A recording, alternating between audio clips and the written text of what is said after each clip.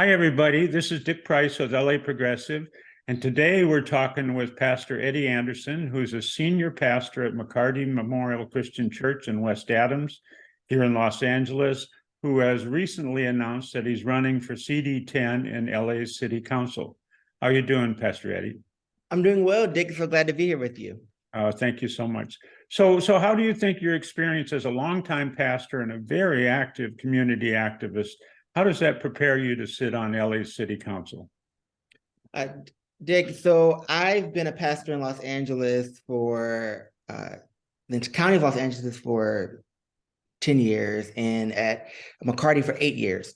And in those 8 years, I have had a plethora of experiences organizing with community, being close to people who are going through death, eviction, mothers who have lost their children to police violence and gang violence, people who are experiencing homelessness. I myself, I was homeless, working 2 jobs, pastoring a church, working for LA Voice, and sleeping on my friends' couches because I cannot afford rent. And so I think what brings me a distinction is that I've learned how to build coalition. I've learned how coalition in Poor People's Campaign. I learned coalition working with trying to figure out how to just get someone housing who comes to me and needs help. How do we go across the divide and be a real bridge builder? And so I think that would help me stand out. Being a bridge builder, using my own experiences, being rooted in community, and being focused on equity. So for people who may not know all about Los Angeles, can you discuss the neighborhoods in CD10 and what their particular needs might be? Absolutely. The neighborhood CD10 is one of the most diverse districts in Los Angeles City, right? It used to be the seat of Tom Bradley. It consists of the districts of Leimert Park, Koreatown, Little Ethiopia, Carthy Circle, Mid City, Wilshire Center is a part of that neighborhood as well. South Robertson is a part of it. So it's the whole spectrum, right? West Adams, where I am, Jefferson Park, Arlington Heights, all those are part of CD10. And so for a long time, has been represented by folks who are from the community, but Koreatown wasn't completely whole. In the last redistricting process, we were able to make Koreatown whole, and the majority of Koreatown is now in CD10. Little Ethiopia has always fought on the western part of the district to stay a part of this district because they know that it is home for them. Koreatown, which holds one of the most highest populations of renters in the entire city that's in this district. And that's important, right? When we're talking about housing and homelessness, we have to be sincere that over 63% of people who live in Los Angeles are renters, right? And that 50% of those people are rent burdened, and Koreatown is ground zero for where renters are. And Mid City is another place where I move, right? Where renters are. And so it's very diverse. It also has historic corridors. So my church has been here for 90 years. Believe it or not, that when my church was founded in 1932, it was an all-white congregation. And up and on down this street were synagogues and high-wealth individuals. Over time, it was one of the first neighborhoods to let Black people move into it, and it was called Sweet Sugar Hill. And that neighborhood shifted. And then you saw a higher Black population moved in. You saw redlining was cut right through here because the freeway runs on the backside of West Adams, right through the center of the district, and displaced a lot of folks. And then we see that happening now, right, in our district as well. And so it is a riveting neighborhood. It is a reviving neighborhood. It is a historic neighborhood, but it's a neighborhood that really cares about building community. And that's why I've decided to run for this office. So in your announcement, you talk about your grandfather, who was a groundbreaking civil rights leader and also a minister in South Georgia, where you're from. Tell us about the influence he had on the directions you've chosen. Absolutely. My grandfather was a county commissioner in Liberty County. In South Georgia, my people, my ancestors, my grandfather and all of them are Geechee Gullah folks, right? They come from that region and the coastal plains, so Savannah area. And the influence on him, I tell you, for me, was his funeral. And that sounds weird. I'll start at the end of his life. But at his funeral, we had all these politicians show up, and I just knew it was granddaddy, right? I just knew it was my grandfather. All these politicians showed up. But then more than the politicians, all these community folks showed up. I mean, after his funeral, we drove back to his house for a repast, and we couldn't get into his yard. He lived on 13 acres on a farm because all the community people had showed up, and they wanted for a fish fry. And so we started hearing stories about how my grandfather not only preached on Sundays and helped was like a bishop for his church denomination, but he made sure that every neighbor had food. But then you heard more stories about when he ran for office, he made sure utility bills being able to get paid, that people got fair wages when they worked, that segregation at his time, he was a part of NAACP. He led NAACP in South Georgia through the 60s and civil rights movement. That he made sure that Black folks got jobs and brown folks got jobs on the basis where they thought they were only good to be soldiers and get killed in war. Hearing those stories about what does it really mean to serve people and how that tells a lot about who you are, and to never be bossed or bought. On his tombstone, it says he was solid as oak with no gray areas. And a saying that he would often tell his kids, and they told me as growing up, is whenever you go somewhere, bring someone with you. And if they don't want you in the room, speak truth and power. And then if they leave with scratches, make sure that they know that you were there. And he would just say, like, that's organizing, right? You always take someone with you. You make sure that people close to the pain have the solution. And you always want to make sure there's material impact in their lives, and you stand on your morality. And that's what he taught me.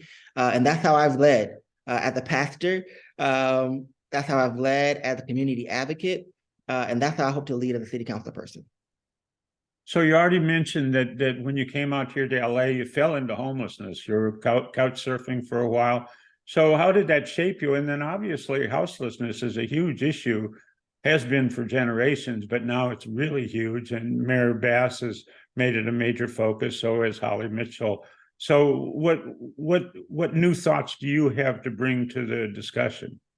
Yeah, houselessness is the moral crisis of our city, right? Of our time. We should be defined not by how many fine restaurants or how many stadiums we can build for the Olympics, but how many people die on the streets at night, how many people are one paycheck away.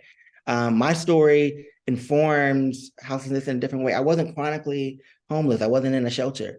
I was the invisible, right? The one who is sleeping on friends' couches, moving from place to place while you're trying to find your next thing, or find a friend who's willing to go half with you on a rent, and you don't know what their finances are like, but we both working multiple jobs and making that happen.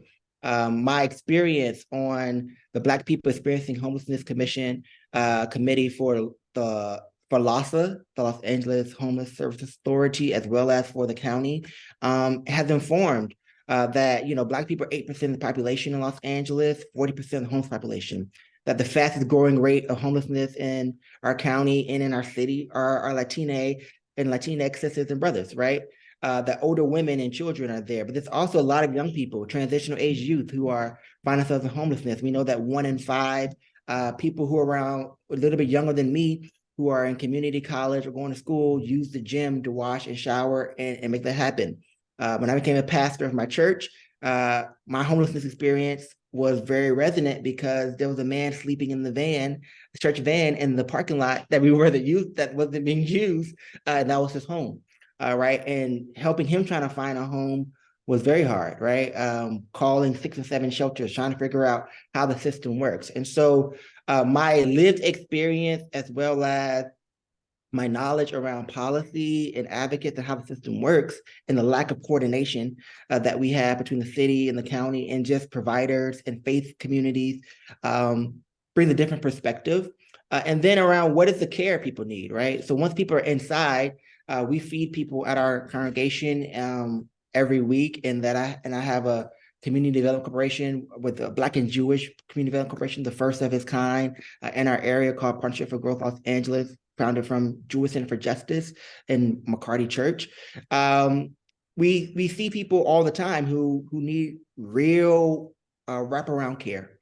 And we need to see people who are dealing with real mental health issues. Suicide is real. Drugs are real.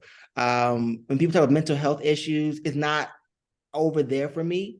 I was a pastor giving pastoral care for people during the day, and then losing my mind at night, not knowing what I was going to do, where the food was.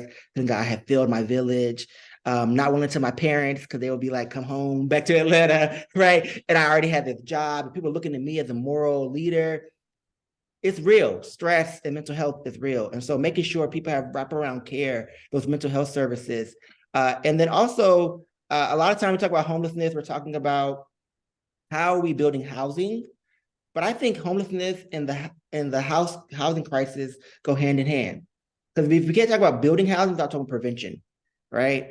If we could build, the 40,000 units or whatever we need in Los Angeles, but if we don't look at tougher renter protections, which the city has started to do, if we don't look at guarantee basic income in our communities to make sure that our mothers have a baseline income, we will continue to create an inflow. So then it becomes cyclical.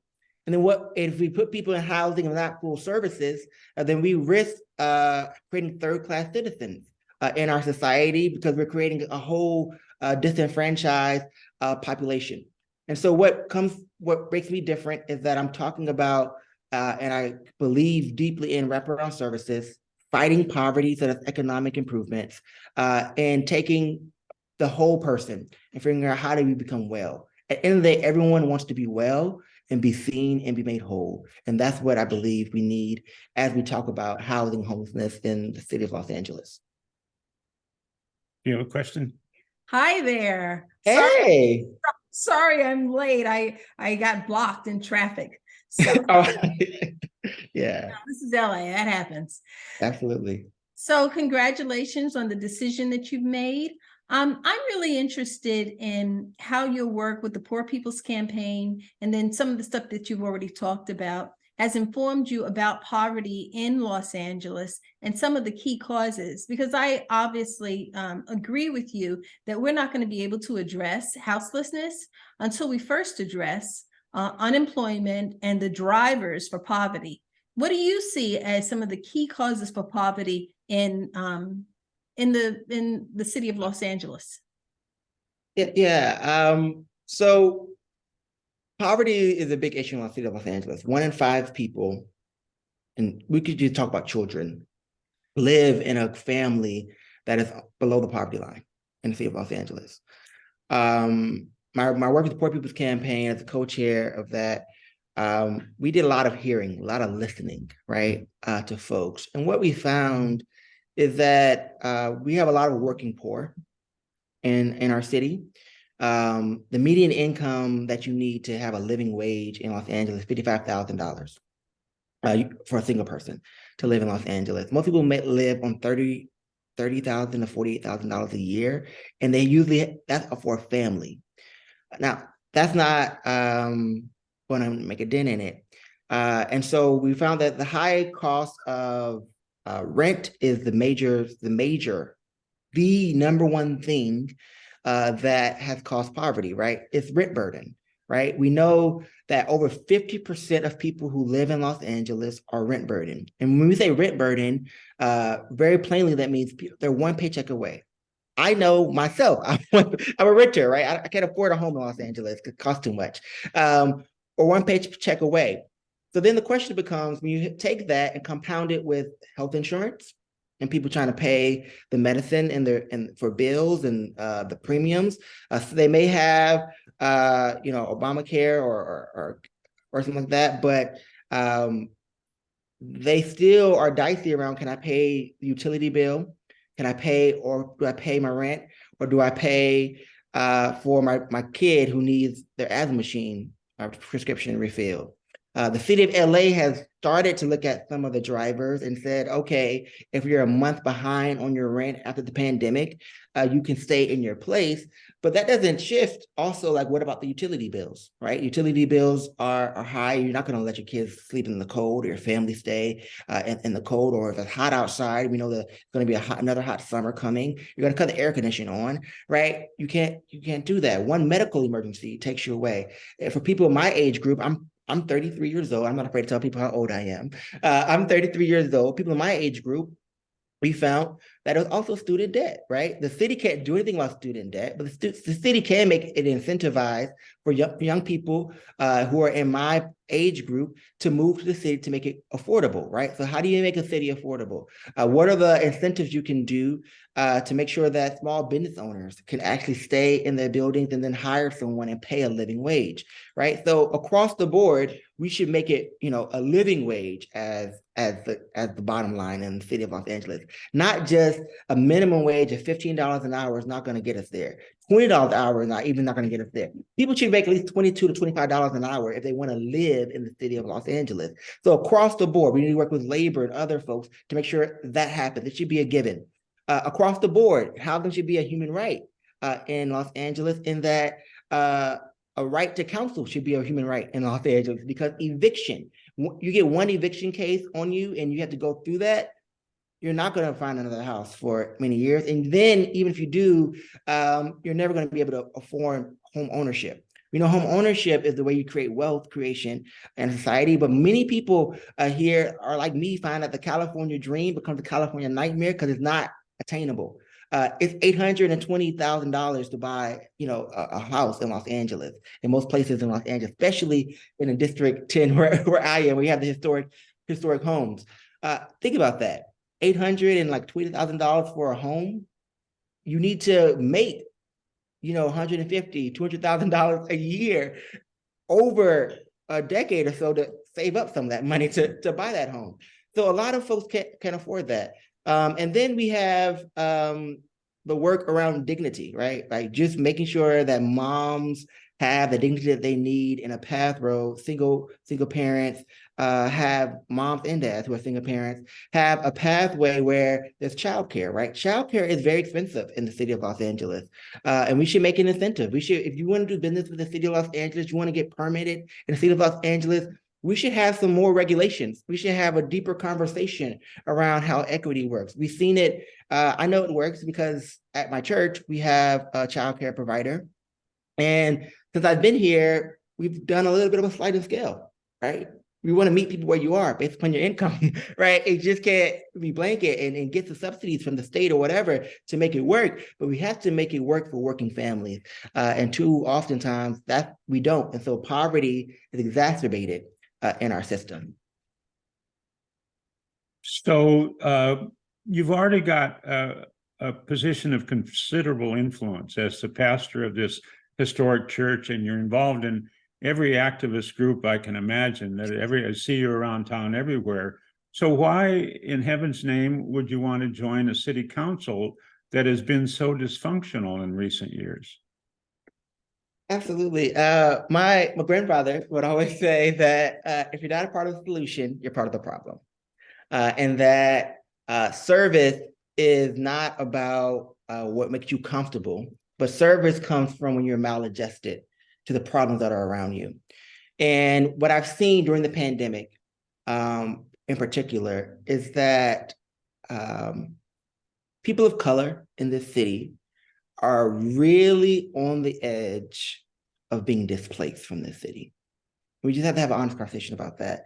And when I was doing redistricting, the redistricting commissioner, and we was working and trying to figure out how to make it happen, City 10 went into disarray, right?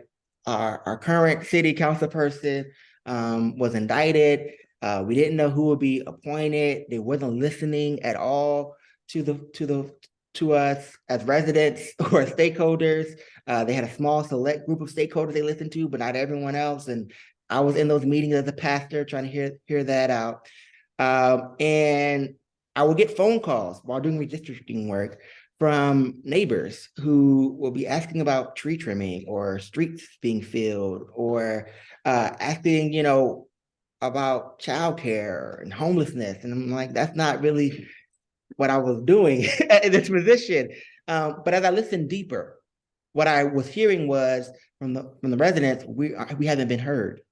And so I did what every good organizer does. I did one-to-ones. In the month of April, I did 100 one-to-ones with community members all across the district, from every racial background in the district. And I just asked, what's working for you? What's going on? And a lot of folks said, we feel like we've been ignored.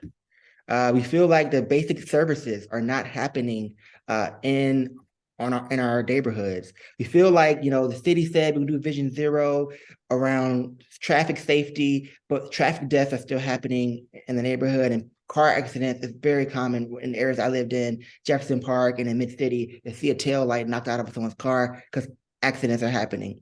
And so I really heard the call of the people. And as Reverend Lawson always says, if you're going to be a prophet, you have to be a prophet for the age. Reverend Lawson is one of my great mentors. And when I listen deeply to the people, the next level of service that I could give to the people is to serve in city council. And why is that? It's because everyone knows, and I hope progressives in your audience knows, that change happens from the bottom up and it happens from an inside-outside strategy. And oftentimes we spend a lot of time on the outside advocating for the policy. I've done that.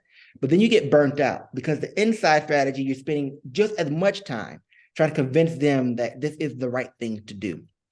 And so in this next level of service at City Council, I want to work with community to figure out how do we build those bridges, advocate for those policies, and then you don't have to convince me this is the right thing to do. I want to fight for you around the horseshoe and convince everyone else that this is the right thing to do and that it has to be done if we are going to live in a city where we actually have angels and not just people who are broken dreams. So because I came late, I'm not sure if this question has been addressed, but I want to ask you about campaign finance. So when you talk about people not being heard, I always look at that as a symptom of they don't need to be heard because the campaigns are being financed by deep-pocketed individuals. Those people are definitely, the deep pockets will be heard. So talk to me about your views on campaign finance. Yeah, I think we need massive campaign finance reform in the city. And I thought it before running for office. I think it even more now. If we want to have candidates, if you want to have people that represent the people, then we have to create pathways for everyday citizens to run for office and not be outpriced. The donation limit in the city of LA for a city council race is $900. To be viable, any consultant would tell you you need to raise $50,000 in like the first 30 days, something like that.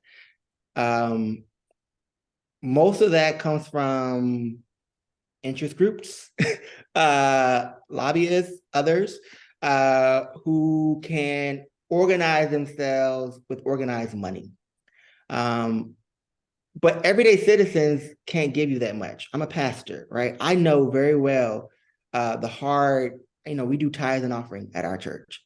But I always tell my parishioners, if you can't afford your light bill, don't pay your tithes. Because God would rather want you to be housed than to pay some money to the house of the Lord that is supposed to take care of you in the first place. We should have that same kind of approach with campaign finance. Vouchers is an idea that people have put forward, community vouchers where residents have vouchers and then they can give that towards a campaign. I think that's a brilliant idea because most of my friends who are in grassroots organizing or seniors who are on fixed incomes, they're like, Pastor Eddie, I want you to be valuable. I want you to do good, but I can't give you $900. I can't give you $125. Can I give you $5? And I'm saying absolutely, because every dollar counts. But what if that's, and the city of LA does really good with the matching fund, 6-to-1. But what if everyone had to move in a way where they got community buy-in? What if all campaigns didn't cost you, $500,000 to run for office?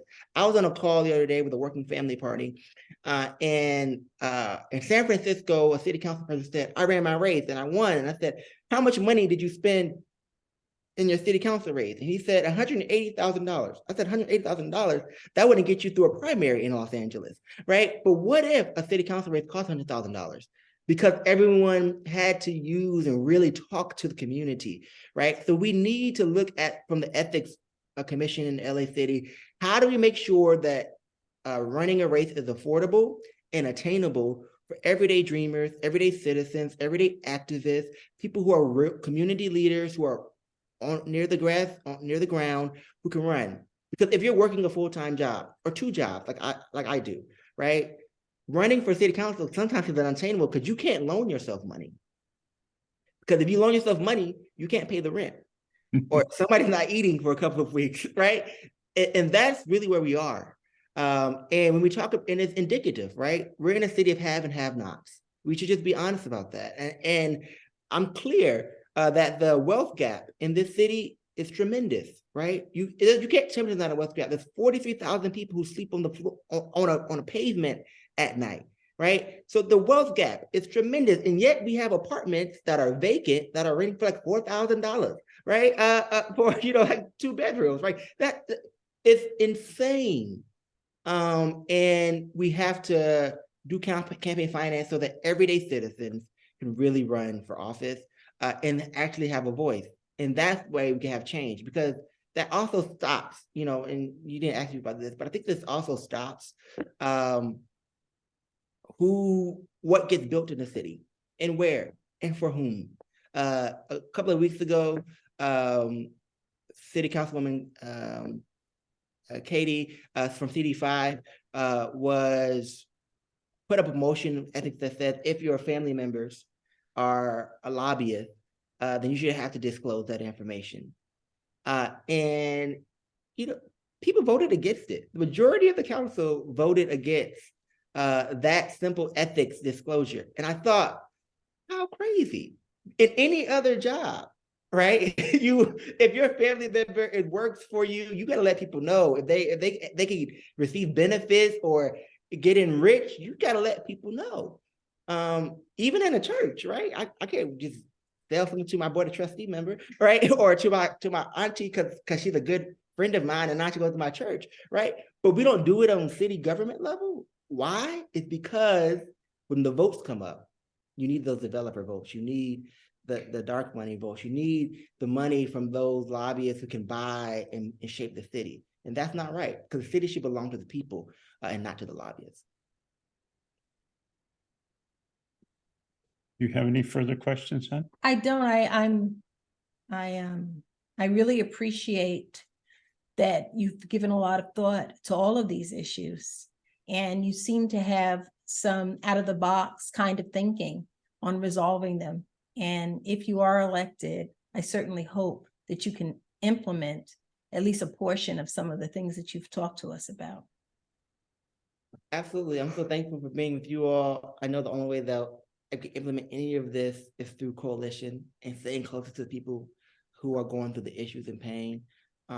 Many folks have asked me, Pastor Eddie, does this mean you won't preach anymore? And I said, no, I'll preach on Sundays. But they said, why? I said, because on Sundays, people will tell you exactly how they feel. On Monday through Friday, they may posture and try to get you to do whatever, but on Sunday, people will tell you how they feel. And that happens in every community across. And I want to never part of the community and lead from that place with one another.